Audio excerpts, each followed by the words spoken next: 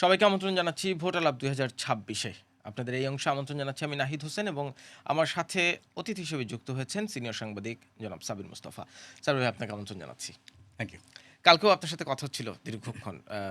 আপনার এক ধরনের এক্সপেকটেশন ছিল, এক ধরনের অ্যানালাইসিস ছিল। সবকিছু মিলিয়ে আমরা এখন দেখছি বিএনপি নিরঙ্কুশ সংখ্যাগরিষ্ঠতা নিয়ে সংসদ গঠন করতে যাচ্ছে, দায়িত্ব নিতে যাচ্ছে। আ আপনার এক্সপেকটেশন মিট করল সার্বিক নির্বাচনী পরিস্থিতি এবং ফলাফলে? হ্যাঁ, এক্সপেকটেশন মিট করেছে এইভাবে যে আমরা বেশ কয়েকদিন ধরে বলছিলাম, আমিও বলছিলাম এবং অন্যান্যরাও বলছিল যে ইলেকশন জেতার জন্য বাংলাদেশের সারা দেশে যেরকম সাপোর্টের স্প্রেড দরকার সেটা বিএনপির আছে, জামাতের নেই। কাজে ইলেকশন মানে ১৫১ সিট পাওয়ার জন্য যা দরকার সেটা বিএনপির আছে। জামাত ১৫১টা সিট পাবে না, পেতে পারে না। কিন্তু বিএনপি যে ২০০ সিট পাবে সেটা হয়তো সবার মানে আমিও হয়তো ভাবিনি যে ২০০ সিট পেতে পারে। কিন্তু এটা বাংলাদেশে একটা ট্রেন্ড হয়ে যাচ্ছে। ২০০১ সালে বিএনপি ২০০ সিট ক্রস করলো। ১৯৩ নিজের ধানের শীষে পেল। ২০০৮ সালে আওয়ামী লীগ ২০০ সিট ক্রস করলো।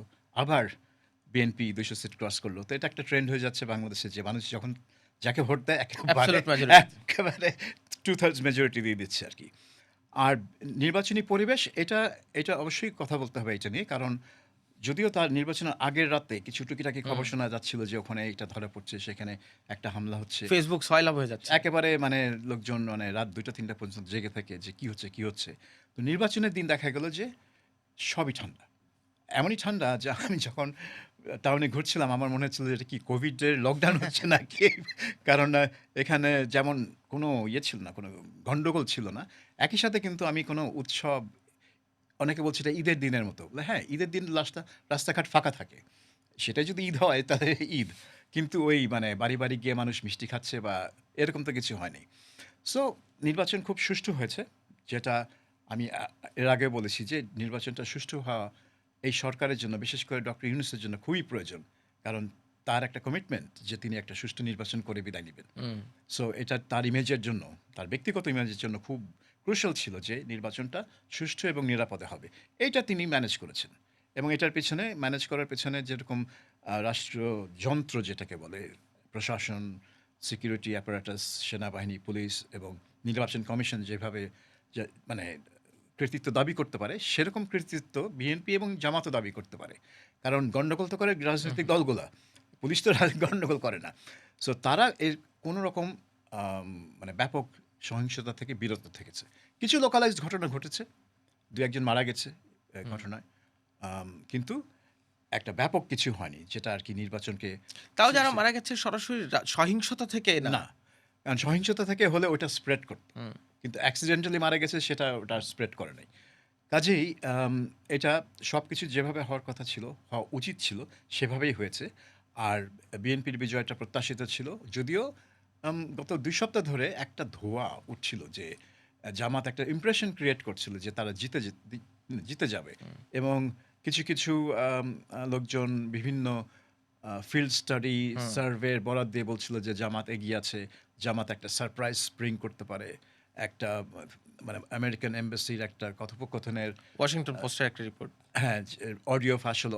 অডিওটা তো সর্বত্র ফাঁস হয়েছে। আর ওয়াশিংটন পোস্ট এটা নিয়ে রিপোর্টও করল যে তারা এক্সপেক্ট করছে যে জামাত জিতে যেতে পারে। কিন্তু এটা কোনো অসুবিধা হবে না। তারা জামাতকে টাইটে রাখবে আরকি, টাইট দিয়ে রাখবে। সো ওটা এখন আর দরকার হলো না। আর তবে জামাতের যেই একটা সাফল্য তো আমরা দেখলাম যে তাদের যে ৭০ টার বেশি সিট তারা পেল। এটা তাদের জন্য আ তারা এক্সপেক্ট করেছিল কিনা আমি জানি না।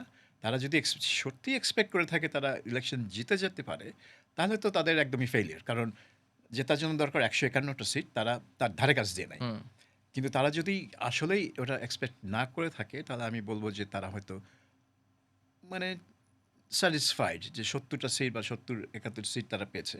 এই ৭০-৭১ সিটটাও তারা নরমাল ইলেকশনে যেখানে বিএনপির সাথে আওয়ামী লীগ আছে এবং অন্যান্য দলও পার্টিসিপেট করছে, ওই এনভায়রনমেন্টে তারা ৭০ টা সিট পাওয়ার মতো দল না। মানে আগের নির্বাচনগুলোর থেকে কয়েক গুণ বেশি আসন হ্যাঁ, তারা সিকিউর করতে পেরেছে। তারা তাদের মানে শেষবার তারা যে এককভাবে নির্বাচন লড়েছিল 1991 সালে, সেখানে তারা ১২% ভোট পায় এবং ১৮ টা সিট পায়। তারপরে তো তারা বিএনপির সাথে জোট জোটবদ্ধ সাজসে হয়ে। নির্বাচন করেছে। ৯৬ জুন মাসে হয়তো তারা বিএনপির সাথে ছিল না। কারণ তারা আন্দোলন করেছিল বিএনপির এগেইনস্টে। তখন তারা খুবই খারাপ করেছিল ইলেকশনে। কারণ ভোটাররা স্ট্রেইট বিএনপি এবং আওয়ামী লীগকে ভোট দিয়েছে। এবং দুই দলই খুব ভালো করে মানে ভালো ভোট পেয়েছিল এবং সিট পেয়েছিল। ২০০১ সালে আবার তারা বিএনপির সাথে ইলেকট্রাল অ্যালায়েন্স করল। যার ফলে তাদের ভোটের সংখ্যা, আসনের সংখ্যাটা ঠিক মানে তাদের শক্তির মানে নির্দেশনা দেয় নাই। এইবার তারা এককভাবে নির্বাচন করেছে। কিন্তু সমস্যা হচ্ছে যে পরিস্থিতিটা ভিন্ন। পরিস্থিতিটা একটু অস্বাভাবিক। কারণ বাংলাদেশে ২ টা বৃহৎ দল। তার মধ্যে একটা অনুপস্থিত এবং কিছু বাম দল অনুপস্থিত। তো এই ভ্যাকুয়ামে জামাত এক্সপ্লয়েট করতে পেরেছে। এই ভ্যাকুয়ামটা, এই শূন্যতা জামাত এক্সপ্লয়েট করতে পেরেছে। এবং সেটা এই এক্সপ্লয়টেশনটা এই নির্বাচনের জন্য।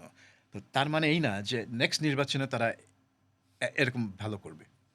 মানে এইরকম ভালো করবে বলছেন, আবার অনেকে বলছে যে জামাত যেভাবে তার রাজনৈতিক যাত্রা শুরু করেছে, নিজেকে নিজেদের দলকে এক ধরনের মডার্নাইজড চেহারায় দেখিয়ে তারা তো পরবর্তী নির্বাচনে আরও ভালো করার চেষ্টা করবে নিশ্চয়ই, এর চেয়ে আরও বেশি সিট সিকিউর করার চেষ্টা করবে।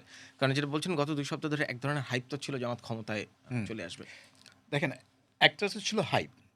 তারপরে তারা ওই জুলাইয়ের যে গণঅভ্যুত্থান হলো ২০২৪ সালে, সেই গণঅভ্যুত্থানের একটা বেনিফিট তারা দাবি করতে পারে এবং বেনিফিট তারা পাচ্ছিল। এবং গত ১.৫ বছর ধরে কিন্তু জামাতকে যেভাবে সরকার, অন্তর্বর্তী সরকার এবং মিডিয়া যেভাবে ট্রিট করেছে যে যেন তারা বিএনপির সমান, সমান একটা দল। হ্যাঁ? যখনই মির্জা ফখরুল ইসলামের সাথে আলাপ করছেন, মোহাম্মদ ইউনূস সাথে, সাথে জামাতের সাথে আলাপ করছেন।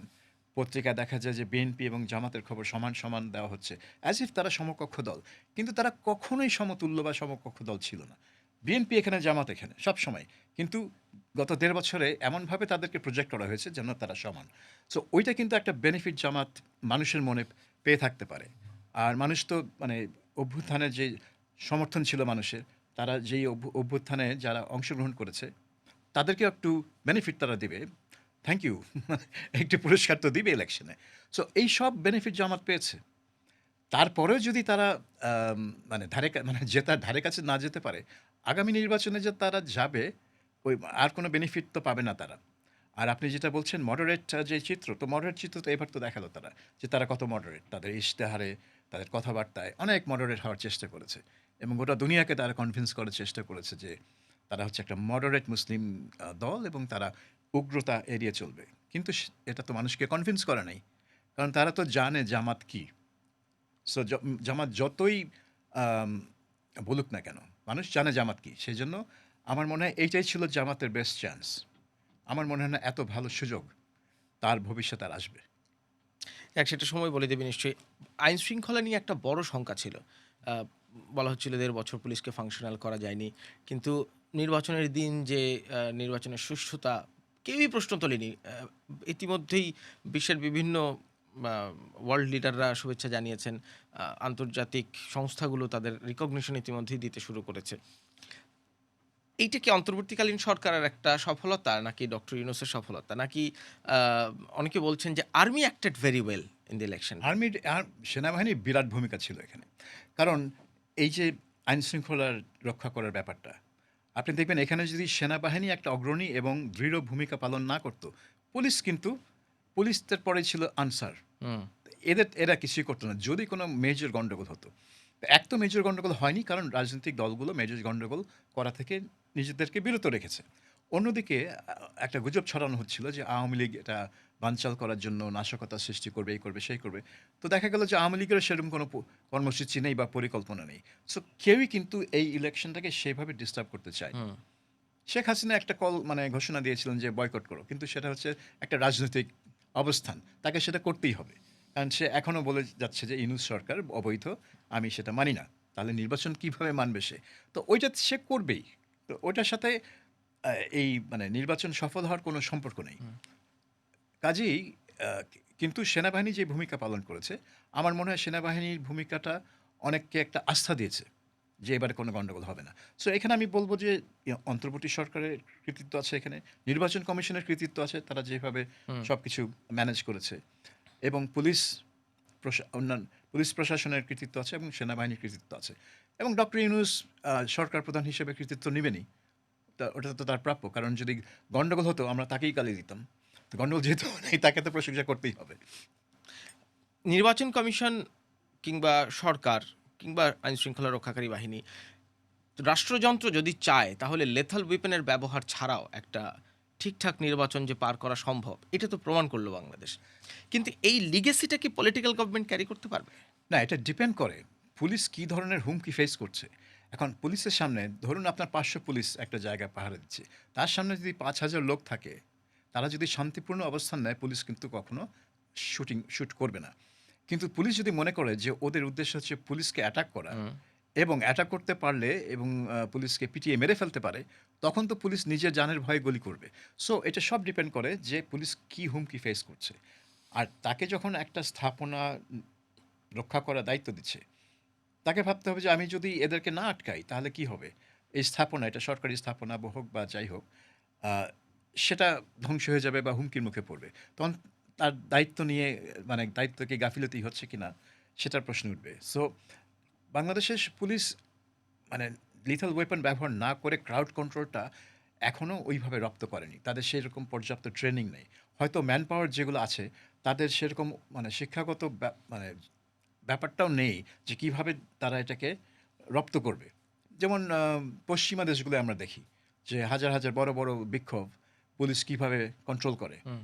তাদের মানে বিক্ষোভ করার অধিকার রক্ষা করেও তারা মানে বিশৃঙ্খল যাতে না হয়, অন্য কেউ যাতে হুমকির মুখে না পড়ে সেটা তারা কি করে ম্যানেজ করে সেটা আমরা দেখি বিদেশে। এবং অনেক সময় বলা হয় যে এদের কাছ থেকে প্রশিক্ষণ নেওয়া উচিত। কিন্তু প্রশিক্ষণ নিলেই তো হয় না। কারণ ওই পুলিশ যেই ধরনের ক্রাউড ফেস করছে, হুম। এইখানকার ক্রাউড তো ডিফারেন্ট। এখানকার ক্রাউড তো পুলিশকে পিটিয়ে মারে ফেলে। পশ্চিমা বিশ্বের লোকজন তো পুলিশকে পিটিয়ে মেরে ফেলে না। সো এটা বিরাট একটা সাইকোলজিক্যাল গ্যাপ আছে এখানে। যে পুলিশ কি মনে করছে ক্রাউডটাকে দেখে যে তার হুমকিটা কি? সেই অনুযায়ী সে ব্যবস্থা অ্যাক্ট নেয়। করবে। সো পুলিশ যখন বুঝবে আ যে ওই ক্রাউড আসলে তাকে মারার জন্য আসে নাই। যেমন ধরুন আপনি ২০১৩ সালের আগের বাংলাদেশ দেখেন। বিএনপি আর আওয়ামী লীগ যখন মারামারি করত, পুলিশ কয়টা মরত? হুম। পুলিশ মারত না। পুলিশ কয়টা বিক্ষোভকারীকে মারত? খুব কম। মাঝে মধ্যে মেরেছে। একেবারে যে গুলি করেনি তা না। কিছু, কিছু ইনসিডেন্টে গুলি করেছে। কিন্তু মানে পুলিশকে পিটিয়ে মারার কালচারটা এখানে ছিল না। সেটা শুরু হয় আমি বলব ২০১৩ সালে। এই মাওলানা দেলোয়ার হোসেন সাঈদীর যে বিরুদ্ধে যে রায় হলো আন্তর্জাতিক অপরাধ ট্রাইব্যুনালে, সেটার প্রতিবাদে বিএনপি জামাতে ইসলামী এবং তার সাঈদীর অনুসারীরা যে বিক্ষোভ করছিল সেদিন, সেই বিক্ষোভে অনেক লোক মারা গেল। তো এখন অনেকে বলছে যে এটা কি একটা গণহত্যা? এটা কি ইচ্ছে করে মানে মারা হলো? কিন্তু পুলিশ বলছে যে অনেক জায়গায় পুলিশ যেভাবে আক্রান্ত হয়েছে, গাইবান্ধায় ৪ টা পুলিশকে পিটিয়ে মেরে ফেলা হয়েছে। সেরকম চট্টগ্রামে এরকম ঘটনা ঘটেছে। পুলিশ নিজের মানে প্রাণের ভয়ে অনেক সময় আ গুলি করে বসে। তো সেই ব্যাপারটাও কিন্তু মাথায় রাখতে হবে যে পুলিশেরও তো আত্মরক্ষার একটা অধিকার সেলফ আছে। ডিফেন্স এর রাইট হ্যাঁ, আছে তার। হ্যাঁ, সেলফ ডিফেন্স একটা রাইট আছে। সেটা যদি আমরা স্বীকার না করি তাহলে পুলিশ কাজ করবে কেমনে? বা কাজ করবে কেন? তখন তো পুলিশে কাজ করা তো তার জন্য বিপজ্জনক। হুম? আব সো সো হুম। আমি বলছি যে রাজনৈতিক সরকার লিথাল ওয়েপন ইউজ না করে মানে বিক্ষোভ বা অন্যান্য কর্মসূচি নিয়ন্ত্রণ করাটা তাদের শিখতে হবে। কারণ এটা কোনো রাস্তা না, এটা কোনো পথ না। কিন্তু যারা বিক্ষোভ করছে, যারা রাজনৈতিক দল, তাদেরও মাথায় রাখতে হবে যে তারা যেন নিজেদের ক্রাউডকে ঠিকমতো কন্ট্রোল করে। যে তারা যেন এমন হুমকি হয়ে না দাঁড়ায় পুলিশের প্রতি যে পুলিশ নিজের জানের জন্য ভয় পাবে। তার মানে পলিটিক্যাল পার্টিগুলোরও কি মানে রাজনৈতিক সংযম শেখার একটা বিষয় আছে রাজপথে আন্দোলনের। যে অ্যাবসোলিউটলি, কাউকে হার্ম না করেও বিক্ষোভ আন্দোলন করা যায়। অ্যাবসোলিউটলি এই ইলেকশন তো তার প্রমাণ। ২ টা রাজনৈতিক দল ওই সংযমটা প্রদর্শন করেছে বলেই একটা শান্তিপূর্ণ সুষ্ঠু নির্বাচন হয়েছে। তারা যদি সেই সংযমটা প্রদর্শন না করত তাহলে কিন্তু আ গুলি হতো। কোথাও না কোথাও গুলি হতো। আমরা দেখলাম যে গত বছর জুলাই ১৬ তারিখে যখন এনসিপি গোপালগঞ্জ দখলের হুম। অভিযানে গেল, সেখানে স্থানীয় বাসিন্দারা তাদেরকে প্রতিহত করার জন্য আক্রমণ করল। সেখানে এনসিপি নেতাদেরকে রক্ষা করার জন্য পুলিশ গুলি করল। ৫ জন মারা গেল। সো এই সরকারের আমলেও গুলি হয়েছে। কিসের জন্য? সেনাবাহিনী কি মনে করছে তাদের জীবন বিপন্ন? নাকি তারা মনে করছে এই এনসিপি নেতাদের জীবন বিপন্ন? কিছু একটা মনে করেছে তারা, যে কারণে তারা গুলি করেছে। সো এই সিচুয়েশন যাতে না হয় সেটার দিকে তো খেয়াল রাখতে হবে এবং এটা রাজনৈতিক দলের দায়িত্ব। বিএনপি এবং জামাত গতকাল তাদের দায়িত্ব পালন করেছে। তারা সংযত থেকেছে। পুলিশ এবং সেনাবাহিনী কোথাও বল প্রয়োগ করতে হয়নি তাদের হুম। বা ইনঅ্যাপ্রোপ্রিয়েট বা ডিসপ্রপোর্শনেট বল প্রয়োগ করতে হয়নি। সো এইভাবে যদি চলতে থাকে রাজনৈতিক কর্মসূচি বা বিক্ষোভ, তাহলে কিন্তু বাংলাদেশে এই গুলি করার প্রবণতাটা আর থাকবে না। কিন্তু এটা আর কি সংযম দুদিকেই দেখাতে হবে, একদিকে না। এরকম একটি ভালো নির্বাচন এবং রাজনৈতিক দলগুলোর এই সংযম প্রদর্শনের মধ্য দিয়ে আপনার কি মনে হয় যে, যে গণতান্ত্রিক রাজনৈতিক আবহ এবং সংস্কৃতির চর্চা আমরা করতে চাই, সেই দিকে অন্তত একটা যাত্রা শুরু হলো? আপনি বলতে পারেন সেটা। যেটা একটা দৃষ্টান্ত, এটা একটা উদাহরণ। এইখান থেকে আপনি যদি শুরু করেন, বলেন যে আচ্ছা ঠিক আছে, এইখান থেকে আমি শুরু করব। আমি ৯১ বা ২০০৯ থেকে শুরু করব না। আমি এইখান থেকে শুরু করব যে এখানে আমরা এত মানে সংযম প্রদর্শন করলাম এবং শান্তিপূর্ণভাবে একটা নির্বাচন করলাম এবং এখান থেকে আমরা শুধু নির্বাচন না, আমাদের সকল রাজনৈতিক কর্মসূচি এইভাবে শান্তিপূর্ণভাবে শৃঙ্খলার মধ্য দিয়েই করব। এইটা যদি করতে পারে তারা, তাহলে আমার মনে হয় যে একটা বাংলাদেশের যে সংঘাতের রাজনীতি, সেটা আস্তে, আস্তে অবসান হবে। রাজনৈতিক আবহে যেটা বলা হয় ব্যুরোক্রেসিকে পলিটিসাইজ করা, সেই জায়গা থেকেও কি বেরিয়ে আসা প্রয়োজন না? সেই যে একই ধরনের আকাঙ্ক্ষা বাস্তবায়নের জন্য? দেখেন বাংলাদেশে তো অনেক কিছু থেকেই কারণ বেরিয়ে আমরা আসে। কিন্তু অন্তর্বর্তীকালীন সরকারের সময়েও শুনেছি হুম, যে এখানে কোনো রাজনৈতিক দল প্রভাব রাখার চেষ্টা করেছে। কেউ ফলাফলে হ্যাঁ, আ হুম। প্রভাব রাখতে পারে। না, এটা তো শোনা যাচ্ছিল যে হাসিনার পতনের পর বিএনপি সব হাটবাজার দখল করলো আর জামাত ইনস্টিটিউশন দখল করল। সরকারি ইনস্টিটিউশনগুলো দখল করলো। তাদের লোকজনকে বিভিন্ন পোস্টে পুশ করে, করে এবং যারা আম মানে সন্দেহভাজন আওয়ামীপন্থী তাদেরকে আম হটিয়ে দিয়ে। কাজেই এটাও আরেক ধরনের দখল। আমরা একটা মিডিয়াতেও দেখলাম যে শেখ হাসিনার পতনের পর কয়েকটা মিডিয়া হাউস দখল হয়ে গেল। কিছু ওনার মানে মালিক চেঞ্জ হলো। কিছু নিউজ রুমের যারা ছিল তাদেরকে বের করে দিয়ে নতুন অন্য লোক এসে বসে গেল। সো এইসব ঘটনা হচ্ছে আম মানে পুরনো বন্দোবস্ত।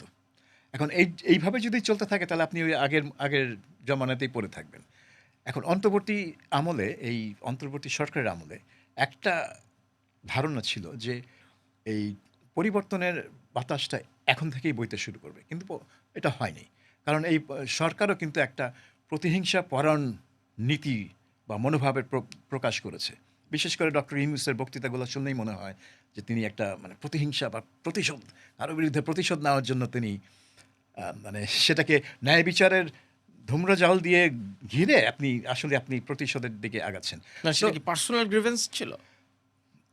এটা পার্সোনাল হতে পারে। আমি জানি না। তার তো পার্সোনাল গ্রিভেন্স থাকার কথাই। কারণ তার বিরুদ্ধে মামলা হয়েছে হুম। ইত্যাদি এই হচ্ছে এবং তিনি তো চিফ অ্যাডভাইজার হওয়ার পরপরই ১ম কাজই তো হলো ওই মামলাগুলো থেকে অব্যাহতি নিয়ে তার গ্রামীণের যেসব প্রতিষ্ঠান চিফ তাদের অ্যাডভাইজার হওয়ার আগেও সম্ভবত একটা মামলা হয়েছে ৫ না আগস্টের পরপর। ৩ টা মামলা অলরেডি তিনি কনভিক্টেড ছিলেন বোধহয় হুম। এবং সেগুলো আর কি তিনি ও আচ্ছা মানে ৫ আগস্টের পরপরই মামলাগুলো আর কি হ্যাঁ, ৮ই আগস্টে শপথ নেওয়ার আগেই। হ্যাঁ, কারণ মানে ৫ই আগস্ট রাতেই তো ঘোষণা হয়ে গেল যে তিনি হবেন নতুন সরকার প্রধান। তারপরে তো আরো আছে যে গ্রামীণ ব্যাংকের কিছু কর হুম। মওকুফের ব্যাপার-স্যাপার তিনি করে ফেললেন। তারপরে গ্রামীণ ইউনিভার্সিটির অনুমোদন দ্রুত পেয়ে গেলেন। সো সুযোগ সুবিধা নিতে তিনি দেরি করেননি। আর ওদিকে তো মানে আম মানে আওয়ামী লীগকে কিভাবে আম দূরে রাখতে হয়, রাজনীতি থেকে নিশ্চিহ্ন করে দেওয়া যেতে পারে, শেখ মুজিবকে নিশ্চিহ্ন করে মানে মুছে ফেলা যেতে পারে। এইগুলো অনেক কাজ এই সরকার করেছে। তো সেগুলো আর কি সবই হচ্ছে পুরনো স্টাইলের মানে বস্তা পচা বাংলাদেশে যেগুলো পরিবর্তনের জন্য সবাই মানে বসে আছে। কিন্তু সেগুলোই চলছে। তো এখন তারেক রহমান কি করে? তারেক রহমান যদি এই অন্তর্বর্তী পিরিয়ডের উদাহরণ নিয়ে চলে তাহলে তো কিছুই হবে না। তাকে নতুন করে নতুন কিছু একটা চিন্তা করতে হবে। মানে তাকে ভাবতে হবে যে আমি এই বাংলাদেশে এখানে একটা নবায়ন হচ্ছে, হুম। রিনিউয়াল। তো রিনিউয়ালটা তো ওই আগে যা ছিল সেটা করেই তো হলে হবে না।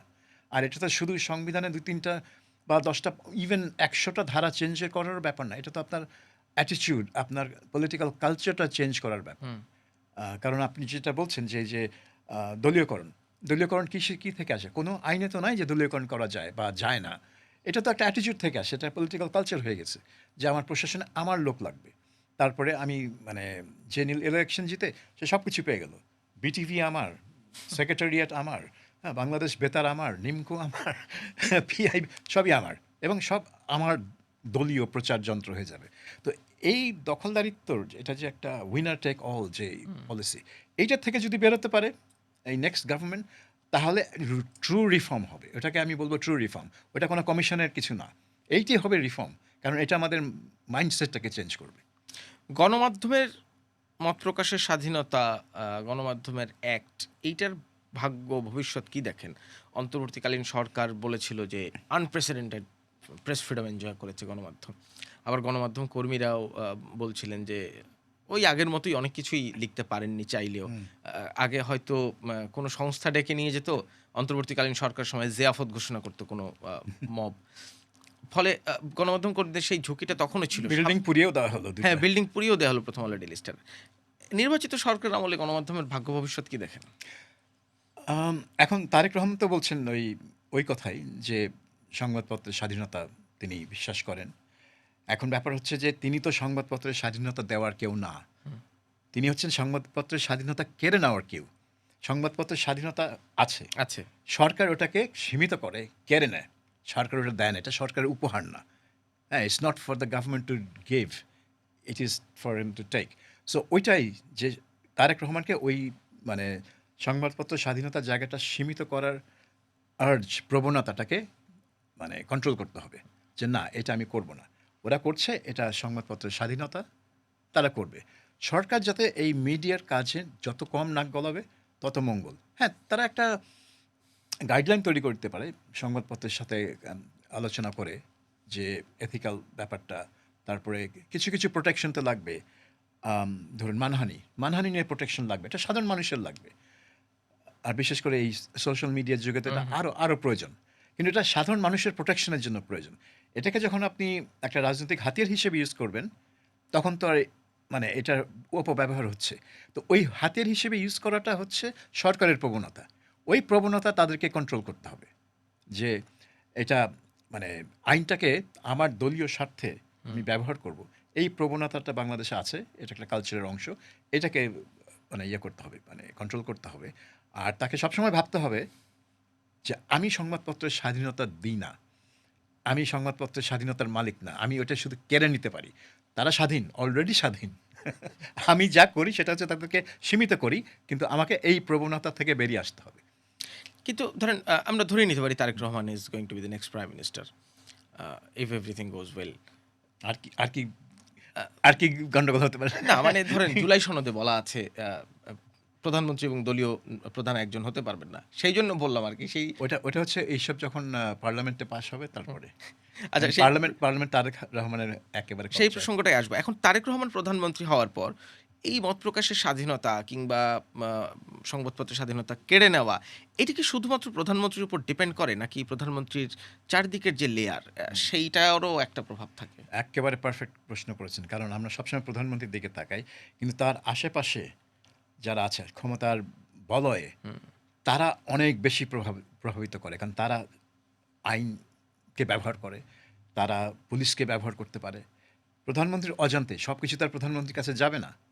হ্যাঁ, একজন একটা কিছু দেখলো, ভাবলো যে এটা আমার পছন্দ হচ্ছে না, আমি একটা মামলা ঠুকে দিই। তারপরে পুলিশ এসে তাকে ধরে নিয়ে গেল, জেলে দিল। হয়তো তার আমার একটা মনে আছে, একবার শেখ হাসিনাকে আমি ইন্টারভিউ করছিলাম। আমার শেষ ইন্টারভিউ। খুলনার এক টিচারকে জেলে পাঠানো হয়েছিল। সে ক্লাসে শেখ মুজিব নিয়ে কিছু কটূক্তি করেছিল। তো ওটা নিয়ে আমি তাকে প্রশ্ন করছিলাম। আমার মনে হলো যে প্রশ্ন করতে যে তিনি কি ব্যাপারটা পুরোপুরি জানেন কিনা। তখন সে বলছে, না, যদি কেউ এভাবে কটূক্তি করে সেটা কি মানে অ্যালাউ করা উচিত? আমি বললাম যে কটূক্তি করলে তাকে তিরস্কার দেন, তাকে সমালোচনা করেন, তাকে জেলে যেতে হবে কেন? এটা তো তার একটা ভিউ।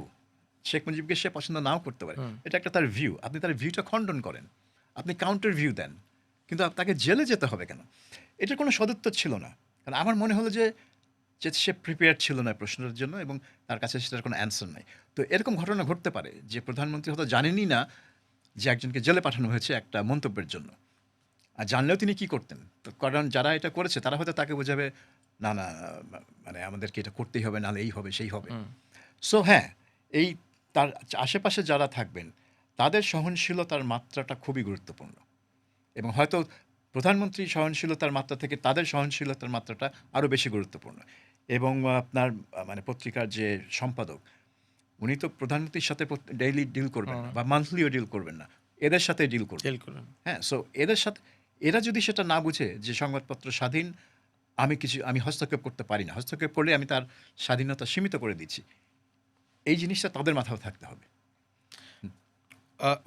প্রধানমন্ত্রী তারেক রহমানকে প্রধানমন্ত্রী ধরেই যদি বলি যে তার ক্ষমতা বলয়কে এই প্রভাব থেকে মুক্ত রাখা, এইটা তো আবার প্রধানমন্ত্রীর উপর নির্ভর করে নাকি? তিনি যদি সেই বার্তাটা স্প্রেড করতে পারেন সবার মধ্যে। হ্যাঁ, এটা করার জন্য তার যে মন্ত্রিসভার যে সদস্য, তার যে ব্যক্তিগত আম উপদেষ্টা, কারণ সব প্রধানমন্ত্রী উপদেষ্টা থাকে, একটা উপদেষ্টা হুম। মণ্ডলী, বিভিন্ন সাবজেক্টে, টপিকে। আর তো মন্ত্রীরা আছেই, ওরা তো মূলত মন্ত্রণালয় মন্ত্রণালয়ের চালায়, দায়িত্ব। Policy make. অনেক সময় তারা পলিসি মানে নীতি তারা প্রণয়ন করে না, অ্যাডভাইজাররা করে। তো যাই হোক, তো ও কাদেরকে তিনি চুজ করছেন মন্ত্রী হিসেবে, কাদেরকে তিনি চুজ করছেন অ্যাডভাইজার হিসেবে, সেটা ক্রুশাল। কারণ তারা কিন্তু ওই বার্তাটা পৌঁছে দিবে এবং এটাকে ইমপ্লিমেন্ট করবে। হুম। এবং মানে যারা আছে ওই তাদের নিচের বলয়ে, কেউ যদি তাদের ওই নীতি অনুসরণ না করে, তাদেরকে সরিয়ে দেওয়ার দায়িত্ব তাদের থাকবে। তাদেরকে সরিয়ে দিতে হবে ওখান থেকে, ছাঁটাই করতে হবে, অন্য কাউকে নিয়ে আসতে হবে। তো এটা হবে সিরিয়াস কাজ, কিন্তু এটা তাদেরকে ডেডিকেটেডলি করতে হবে। কারণ বাংলাদেশে অনেক দিন ধরেই এই সংস্কৃতি চলছে যে একটা সরকার আসলেই মনে করে যে মিডিয়াটাকে আমি টাইট দিব আর কি। তো মিডিয়াটাকে টাইট দেওয়ার ইচ্ছা সবারই থাকে। তো একটু টাইট দেওয়ার প্রবণতা থেকে দূরে দূরে সরে যেতে হবে তাদেরকে। আপনি জুলাই চার্টার নিয়ে বলছিলেন যে আগে সংসদে যাক, পাশ হোক। মানে জুলাই চার্টার পাশ হওয়া কিংবা এই সংস্কারগুলো যেগুলো জুলাই চার্টারে আছে, এগুলো হওয়া নিয়ে কি আপনি শঙ্কা প্রকাশ করছেন প্রকারান্তরে? না, শঙ্কা মানে কি? আমি তো মনে করি যে এই মানে জুলাই চার্টার যেভাবে ইমপ্লিমেন্টেড করার জন্য গণভোট হলো, এটাই একটা বাজে জিনিস। কারণ এখানে অনেক রিফর্মের কথা বলা আছে। তো রিফর্ম নিয়ে আলাপ করবে পার্লামেন্ট। পার্লামেন্ট হবে ক্ষমতার মানে আইন প্রণয়ন, সংবিধান সংশোধনের প্রাণকেন্দ্র হচ্ছে পার্লামেন্ট। হুম। কোনো কমিশন না। কমিশনের কি ক্ষমতা আছে? কিন্তু এখানে দেখা যাচ্ছে একটা কমিশন কতগুলো প্রস্তাব ঠিক করলো। তারপরে আরেকটা কমিশন তৈরি হলো, সুপার কমিশন, ঐকমত্য কমিশন। ঐকমত্য কমিশন। তারা এটা তখন রাজনৈতিক দলদেরকে বলে, এই যে আমরা এদেরগুলো আছে, এদের মধ্যে আমরা কোনগুলায় কনসেনসাস আছে নিয়ে করলেন। তারপরে বললেন যে আচ্ছা ঠিক আছে, আপনারা নোট অফ ডিসেন্ট দিতে পারেন। নোট অফ ডিসেন্ট দিলে এগুলো আপনাদের বাস্তবায়ন করতে হবে না। তারপর হঠাৎ হঠাৎ করে দেখা গেল ওই অনুযায়ী তারা জুলাই সনদ স্বাক্ষর করলেন। হঠাৎ দেখা গেল তারা একটা গণভোট দিচ্ছেন যেখানে নোট অফ ডিসেন্টটা উঠে গেছে। হুম। তো এখন বিএনপি বলতে পারে, এবং বলবেই, অফকোর্স তারা বলবে যে আমরা তো নোট অফ ডিসেন্ট দিয়েছি, এটা আপনি আমার মাথার উপর চাপিয়ে দিবেন কি করে? যদি বলে গণভোট হচ্ছে এমন জিনিস যে এইটা লিগালি বাউন্ড, আপনাকে পার্লামেন্টকে এটা পাস করতেই হবে, তখন হয়তো বিএনপি বলবে যে ঠিক আছে, আমি কোর্টে যাই, দেখি তো এই গণভোট কতটা লিগালি বাইন্ডিং, এই গণভোটের আদৌ কোনো সাংবিধানিক আইনগত ভিত্তি আছে কিনা, এটা বিএনপি বলতে পারে যদি তারা চায়। এখন বলবে কিনা আমি জানি না, সেটা হবে ভিতরে কিছু লেনদেন, নেগোসিয়েশন থাকবে নিশ্চয়ই। কিন্তু বিএনপি আমার মনে হয় না ওই মানে জুলাই সনদে যে ৩০টা সাংবিধানিক সংস্কারের কথা বলা আছে, সেগুলো ৪৮টা। ৪৮টা হচ্ছে টোটাল। হ্যাঁ। কিন্তু তার মধ্যে ৩০টা হচ্ছে একেবারে সংবিধান সংশোধন, সরাসরি সংবিধানের হ্যাঁ, সাথে সংবিধান সংশোধনী আর কি। হুম। তো এই ৩০টার মধ্যে কয়টা, মানে সবগুলোতে তো তারা রাজি হয়নি, বেশিরভাগই তাদের note note of of dissent dissent আছে। আছে। তো তারা এগুলো কেন আবার implement- অনেকগুলোতে জামাতেরও নোট অফ ডিসেন্ট আছে। হ্যাঁ, তো এগুলো কেন তারা ইমপ্লিমেন্ট করতে যাবে? কি ঠেকা পড়েছে তাদের? হ্যাঁ, তো তারা বলতেই পারে যে নো সরি, এটা পার্লামেন্টে এগুলো পাস হবে না। এখন আবার ওখানে বলা আছে যে এইগুলা গণভোটে পাস হওয়ার পর পার্লামেন্টে সিম্পল মেজরিটিতে পাস হয়ে যাবে, 2/3 মেজরিটি লাগবে না। তো এখন সিম্পল মেজরিটিতে পাস করানো যাবে না যদি না বিএনপি রাজি হয়, কারণ বিএনপিরই 200টার বেশি অ্যাবসলিউট মেজরিটি। অ্যাবসলিউট মেজরিটি, মানে 2/3 মেজরিটি তার। সো জামাত, এনসিপি এরা মিলেও পারবে না এগুলো পাস করতে। সো আপনি বিএনপির হাতে জিম্মি এই গণভোট, এবং এটা হওয়ারই কথা। কারণ এই প্রস্তাবগুলা যখন কমিশন ঠিক করলো, সংবিধান সব কমিশন, এইগুলো যাওয়া উচিত ছিল নির্বাচিত পার্লামেন্টের কাছে। তারপরে সেখানে তারা কমিটিতে যাচাই বাছাই করে যেগুলো তারা হজম করতে পারবে, সেগুলো তারা নর্মালি যেভাবে সংবিধান সংশোধন হয় 2/3 ভোটে, সেভাবে করবে, তাহলে হবে জিনিসটা। কারণ মানে পার্লামেন্ট, সংসদ হচ্ছে জনগণের প্রতিনিধি। হুম। তারা জনগণের ভোটে নির্বাচিত হয়ে এসছে জনগণের প্রতিনিধি হিসেবে। কমিশন কারো প্রতিনিধি না। কমিশনকে অ্যাপয়েন্ট করেছেন ডক্টর ইউনূস, আর আর ওই হেড যিনি, আর বাইরে থেকে দু একজন লোক এসে কমিশন তৈরি করেছেন, তারা হচ্ছেন এক্সপার্ট।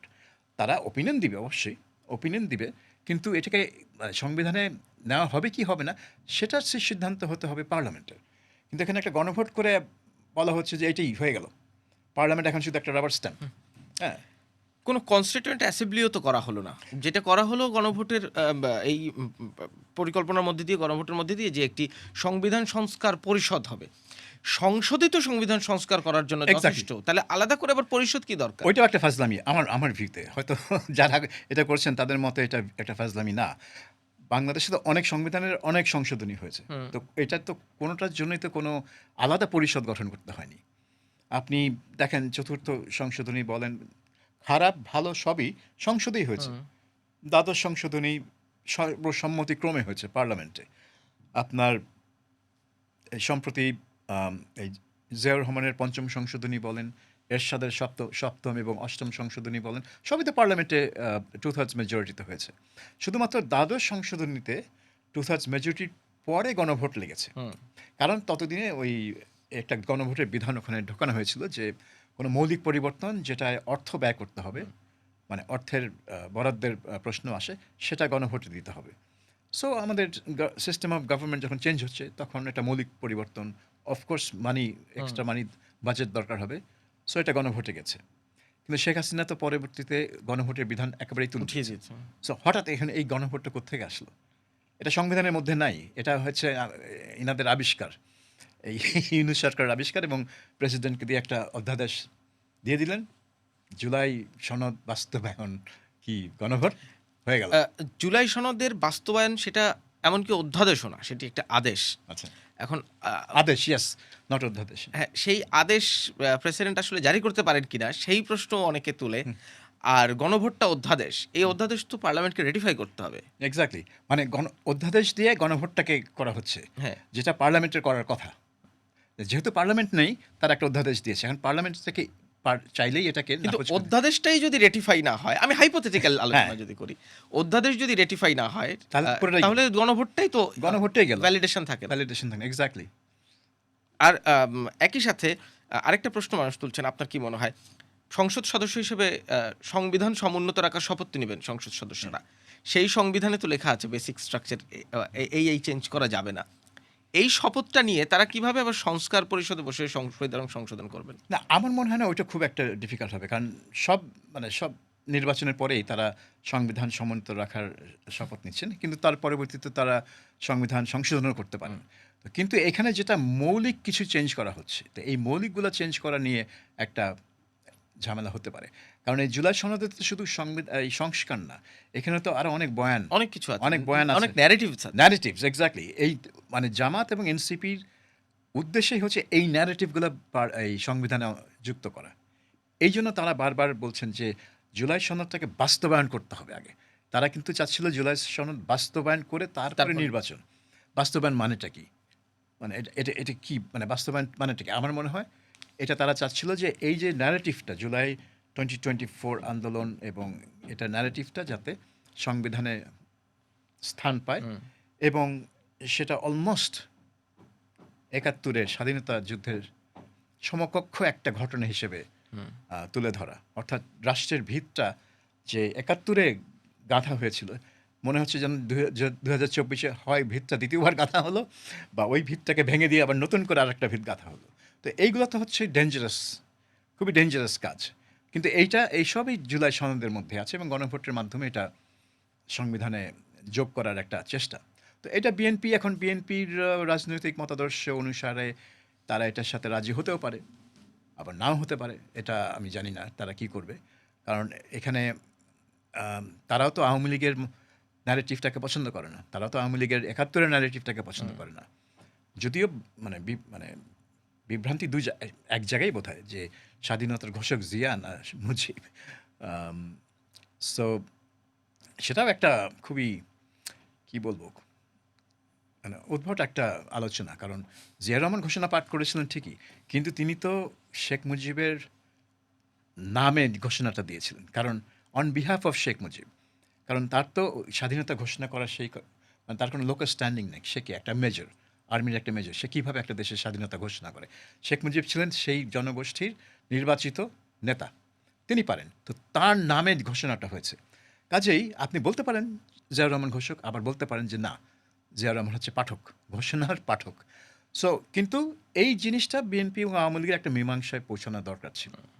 তো উনারা এটা মীমাংসা না করে মানে একটা ঝগড়ার ইস্যু হিসেবে রেখে দিলেন, যাতে অনবরত এটা নিয়ে ঝগড়া করে যেতে পারেন। দরকার ছিল বলছেন, এই দরকারের প্রয়োজনটা কি ফুরিয়ে গেছে? না, এখনো আছে। মানে একটা না একটা সময় এটা রিজলভ করতেই হবে।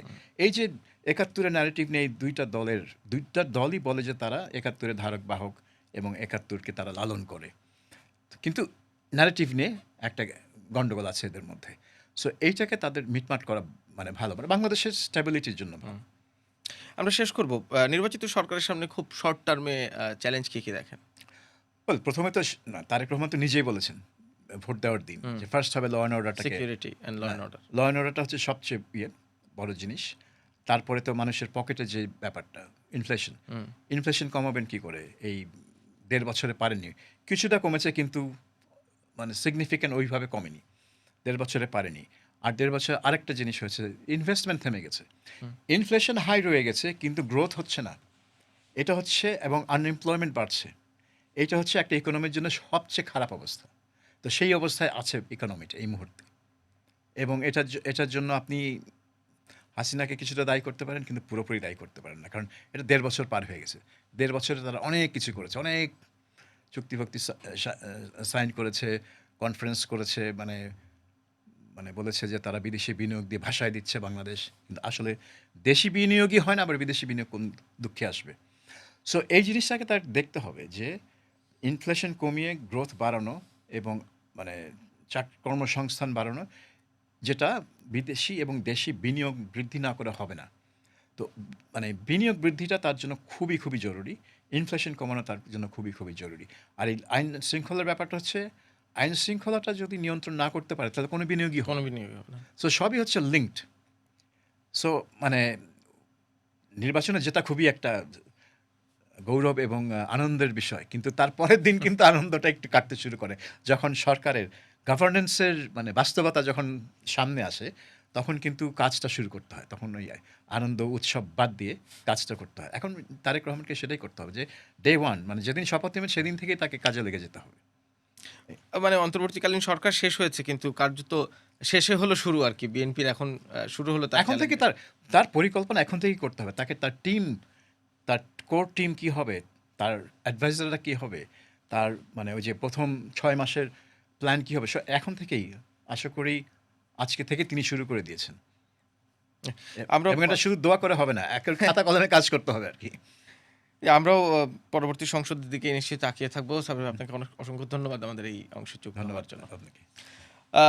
ভোটালাপে আলাপ করছিলাম সিনিয়র সাংবাদিক সাবির মুস্তাফার সাথে।